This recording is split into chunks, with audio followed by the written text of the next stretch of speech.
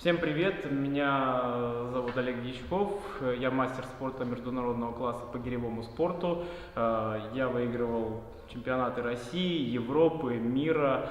Мой лучший результат в двоеборье — это 125 подъемов в толчке и 192 подъема в рывке. И лучшая сумма получается 220 подъемов на чемпионате мира в Корее у меня была. А какой у вас вес? Весовая категория? В весовой категории я всегда выступал до 78 килограмм. На данный момент я также планирую выступать до 78 килограммов на международных стартах. И так как категорию эту убрали на России, до 85. С какого возраста вы начали заниматься гиревым спортом? В 14 лет меня привел в этот спорт мой родной дядя. Так? Как выглядела ваша начальная подготовка до достижения мастера спорта? И как она отличается от сегодняшней объем, частота тренировок? Ну, вначале это было, скажем так, вводные такие полгода, первые старты, первые медали.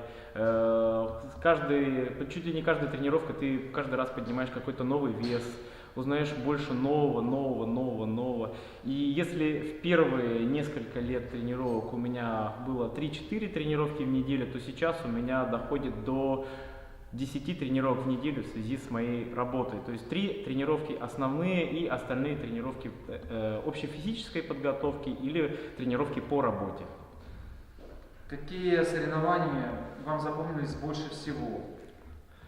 Самые яркие старты для меня были, это, пожалуй, старт, где я выполнил норматив мастера спорта, 2012 год. Это было, по-моему, 7 декабря, город Обнинск, Калужская область. И это был чемпионат Европы по юниорам, где я выполнял мастер спорта международного класса. Это была Польша, город Гдыня, 2016 год. Это были, пожалуй, самые яркие старты. И Ирландия, где я занял 2 место, из-за того, что хотел там межа выполнить. Какие мысли вам приходят во время важных стартов, когда вы заходите на платформу, на помост? О чем вы думаете? Какие ваши мысли в это время? Нужно сделать свое, не бояться и не подвести людей, которые в меня верят и хотят, чтобы я показал хороший результат, и не подвести свою команду. Сделать все, назначенный результат. Кем вы на данный момент работаете и как сочетаете тренировки со своей работой? Прекрасно сочетаю тренировки со своей работой, потому что я работаю в фитнес-клубе. То есть спорт привел меня к моему основному виду трудовой деятельности. Я работаю тренером в фитнес-клубе и очень хорошо интегрирую свой спорт в эту индустрию. Вы всегда тренируете свою специальную дисциплину, рывок, двоеборье, или переходите на другую последующий тренировочном цикле или межсезонье? В некоторые периоды нужно иногда отойти от своих основных дисциплин и поработать с другими снарядами, поработать со штангой, поработать, просто кардиотренировки поделать и немножко скажем, отвлечься от гирь, потому что иногда бывает просто ими наедаешься. Их бывает слишком много, поэтому нужно отвлекаться, чтобы не перегореть.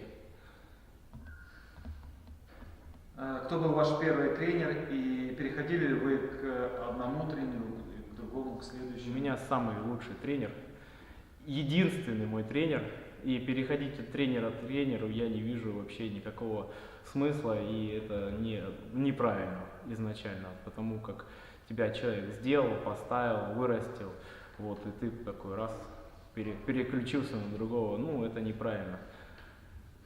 Что вы думаете о значении тренера для начинающего спортсмена?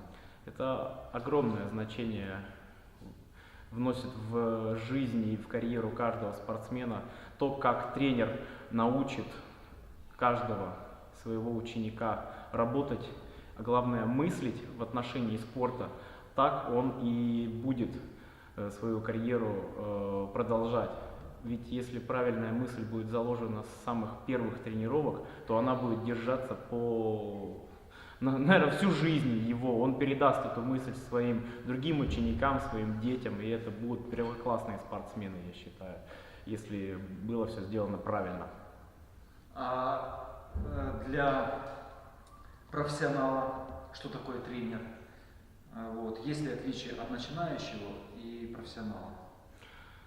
Каждому нужен тренер. Без тренера невозможно, так сказать, каким бы ты профессиональным не был, у тебя всегда должен быть твой наставник, твой человек, который тебе всегда поможет, поддержит, который изначально сделал из тебя человека. Ты всегда помнишь, что у тебя есть тренер, и с ним нужно считаться и советоваться, его уважать и всегда говорить, что твой тренер это вот этот человек. То есть нет такого, что у тебя тренера нет. Какие качества, по-вашему, отличают хорошего тренера? Чем должен обладать какими качествами должен обладать хороший тренер? Ну, я думаю, что он должен быть внимателен по отношению к своим ученикам, но и в то же время не, скажем так, переизбыток внимания им не давать, потому как каждый ученик должен ценить то внимание, которое ему оказывается. И, ну, это должно быть на уровне взаимопонимания. Вот, а там уже они, я уверен, что достигнут высших результатов. Могли бы вы поделиться своими мыслями о будущем гиревого спорта и о дальнейшем развитии? Гиревой спорт это определенно очень перспективный вид спорта. Даже не то чтобы вид спорта, а даже вид спорта и фитнеса. Очень широко можно использовать такой снаряд, как гиря.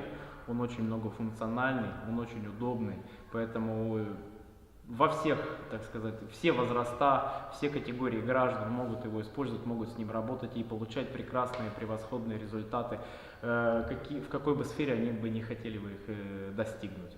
Всегда будет смысл заниматься с таким снарядом, как гиря. Спасибо вам большое за интервью. Спасибо Всего вам. хорошего, всего доброго. Всего доброго.